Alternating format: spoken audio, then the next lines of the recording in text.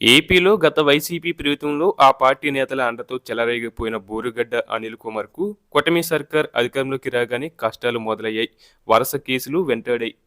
వీటిలో అరెస్ట్ అయ్యి జైలు జీవితం కూడా గడపాల్సి వచ్చింది. అయితే ఆ తర్వాత బయటికి వచ్చాక మీడియాకు ఇస్తున్న ఇంటర్వ్యూల్లో ఆయన్ను వైసీపీ నేతగానే సంబోధిస్తున్నారు. దీనిపై వైసీపీ ఇవాళ క్లారిటీ ఇచ్చింది.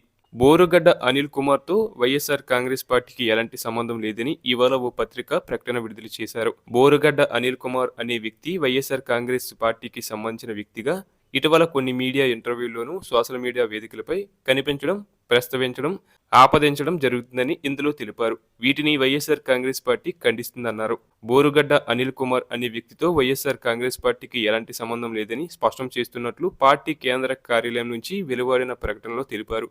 తద్వారా బోరుగడ్డతో కానీ ఆయన అరాచకాలతో కానీ తమకు సంబంధం లేదని వైసీపీ తేల్చి చెప్పింది.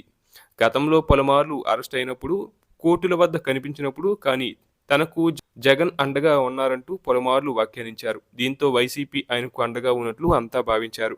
కానీ ఇప్పుడు వైసీపీ బోరుగడ్డకు దూరం జరగడంతో ఇక ఆ అవకాశం కూడా లేదని తేలిపోయింది. దీనిపై బోరుగడ్డ ఎలా స్పందిస్తారో చూడాల్సి ఉంది.